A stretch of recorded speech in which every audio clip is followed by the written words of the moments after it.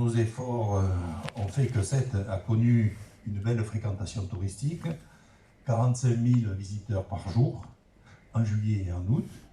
Une hausse de la fréquentation des parkings, des halles et du canal de l'ordre de 10% par rapport à 2019 pour les 2 mois de juillet et d'août.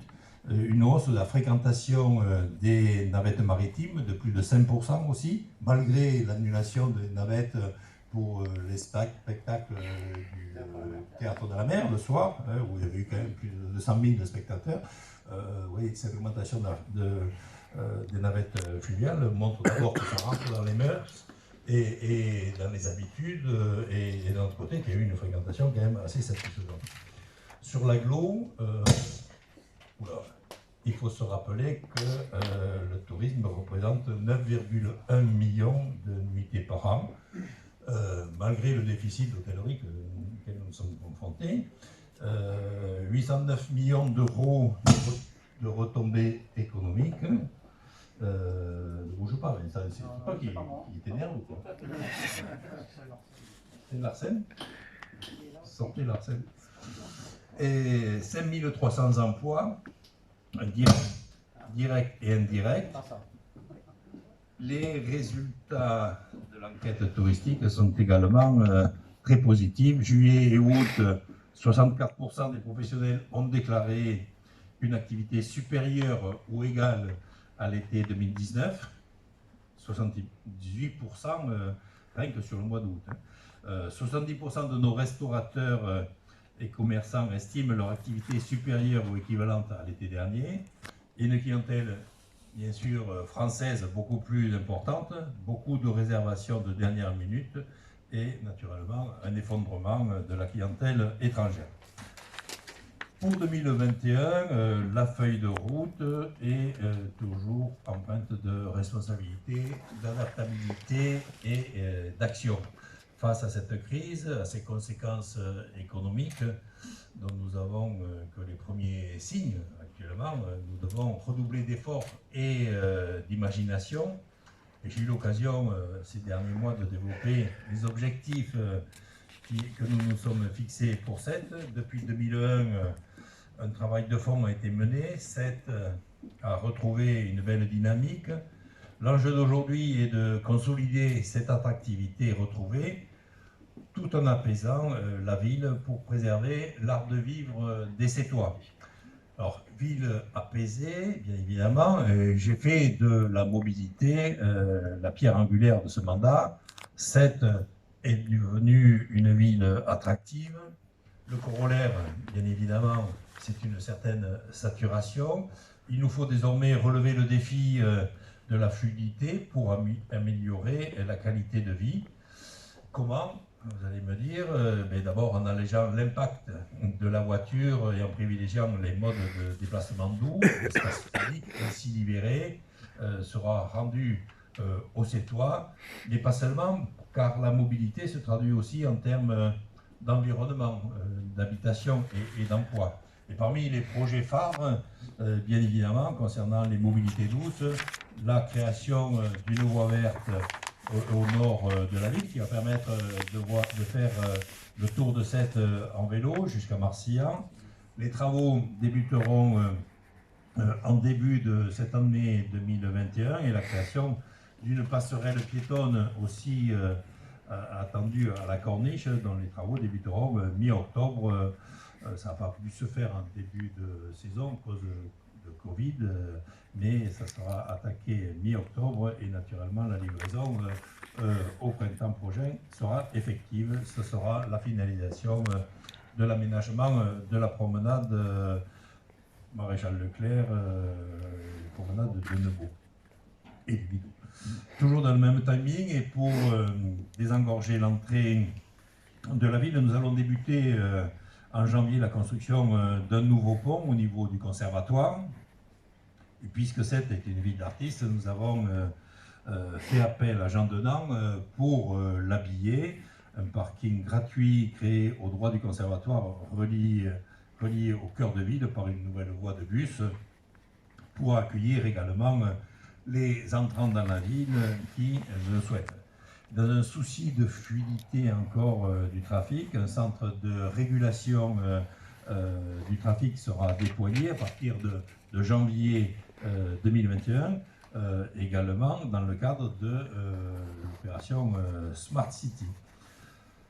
Proposer de nouveaux espaces de vie aux Sétois, c'est le sens, par exemple, de l'installation de 7 canopées cet automne, qui donneront cette canopée, c'est ce qu'on a fait l'essai de 2 dans la rue Alsace-Lorraine, pour voir ce que ça donnait, pour voir si la végétalisation se développait bien et pour voir si le marché du mercredi n'était pas perturbé par ces installations. Il va y en avoir 7 autres qui vont être installés, ça va donner un peu de verdure et de fraîcheur dans cette rue piétonne qui est en train de se développer.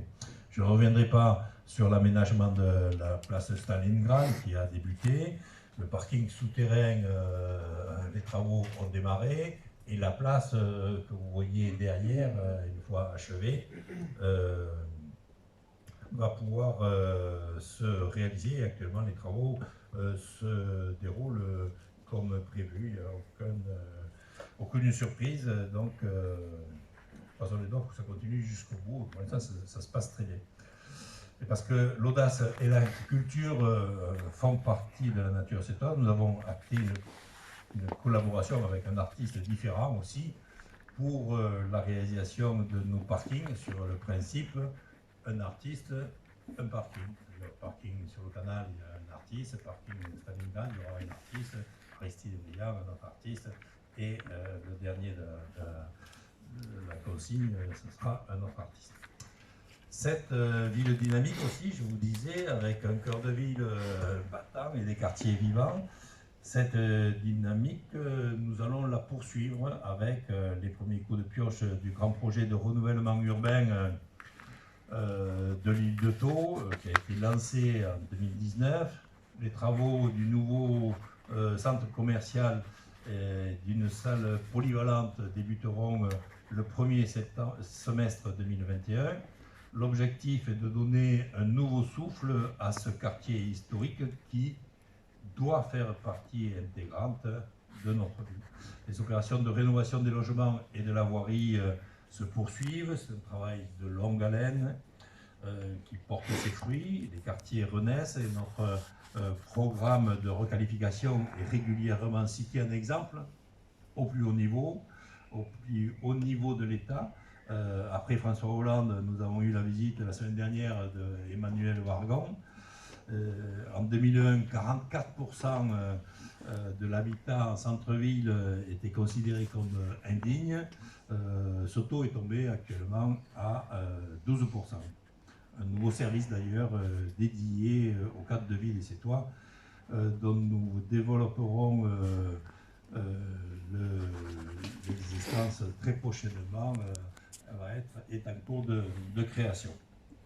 Cette ville durable aussi, vous connaissez mon engagement en faveur de la préservation de notre patrimoine naturel, de nos ressources, la sauvegarde du Lido, préservation de la lagune de Thau, encore récemment cité en exemple par une chaîne de TV nationale, la thalassothermie, signature du contrat de transition écologique. Nous avons toujours fait preuve d'innovation pour notre environnement.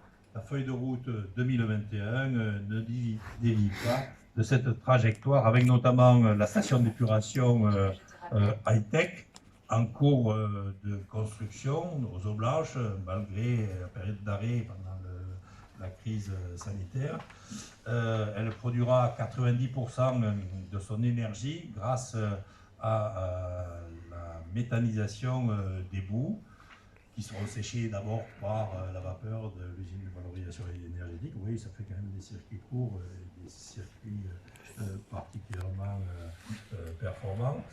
Pour favoriser le bien-être des Sétois, nous allons mettre l'accent sur les espaces végétalisés, les espaces de détente, les vecteurs de vivre ensemble, bien évidemment, avec par exemple de nouveaux jardins partagés pour le premier trimestre 2021 au Château Vert, sur le même concept que les 2 précédents que nous avons créés au Barou et au Salin, C'est un incontestable succès. Au-delà de leur rôle nourricier, leur plus belle réussite tient aux liens sociaux qu'ils permettent de tisser. Le Château Vert place à 23 parcelles, dont une sera dédiée exclusivement à l'école Eugénie Coton pour créer des ateliers de jardinage avec les enfants et la création d'un jardin public avec des vergers. Oui, on n'a pas que des arbres morts ici à Sète, on fait des jardins.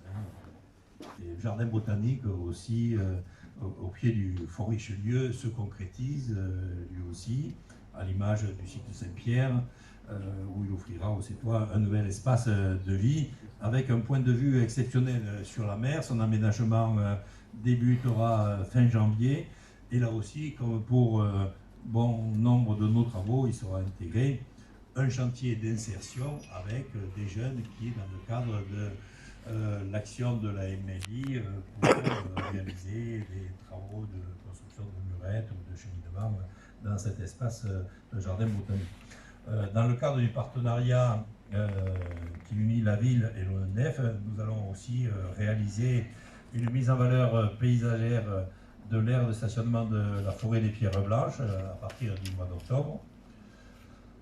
Et parce qu'il est nécessaire aussi de sensibiliser à la préservation de nos ressources, nous travaillons sur la création d'une brigade bleue missionnée pour faire respecter les bonnes pratiques aux pêcheurs et usagers de nos canaux, des berges et d'autres multiples actions de sensibilisation aux bonnes pratiques environnementales.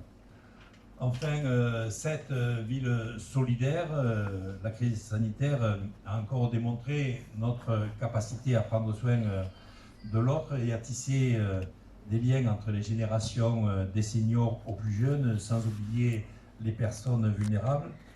Accompagner les seniors dans leur quotidien, c'est l'une des missions du CCAS de la ville, avec Jocelyne Gisardin. Pendant la crise, les services ont été étendus et renforcés. Courses, portage à domicile, de repas, et j'en passe. Nous continuons, bien évidemment, avec la mise en place cette semaine d'une ligne dédiée que je vous ai évoquée tout à l'heure, dédiée aux aînés et aux personnes les plus vulnérables au Covid, afin de les orienter et de les soutenir. Pour les seniors, l'offre d'activités se renforce au Vallon avec les mercredis ludiques et une semaine bleue inédite qui est à découvrir en ligne. Vous pouvez aller sur le site du CCAS. L'entraide est également au cœur du garage solidaire qui ouvrira, qui est le chantier a démarré, qui ouvrira en 2021. C'est porte à l'île de Thau, un projet à la fois solidaire et éco-responsable. Et nous travaillons aussi sur un atelier pour les vélos et la remise en état des vélos.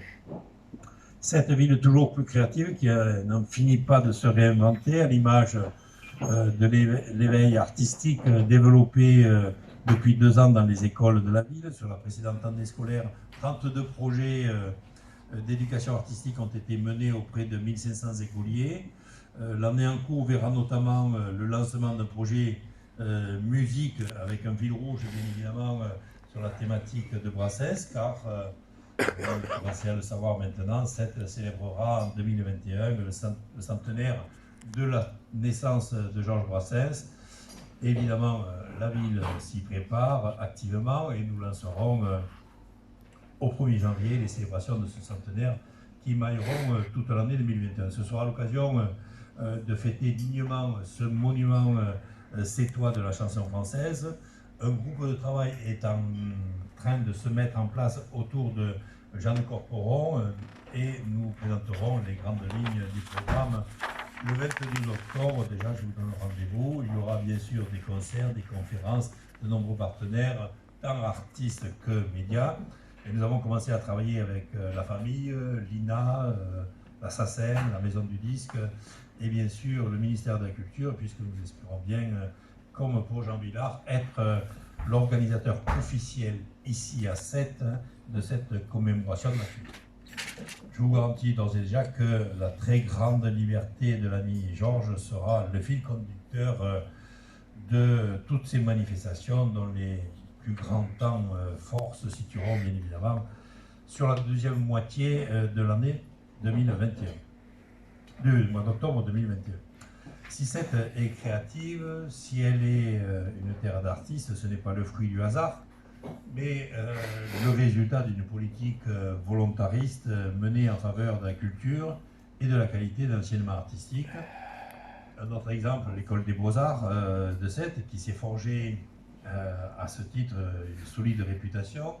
Elle a formé et continue de former de grands artistes et accueille chaque année plus de 450 personnes dans les ateliers et les stages. Cette bâtisse Art Nouveau, à laquelle les Sétois sont très attachés, méritait de se refaire une beauté. C'est un projet qui me tient à cœur. Les travaux démarreront en février et pendant toute cette période, les élèves seront accueillis dans les locaux de l'ancien conservatoire de musique Jean Moulin.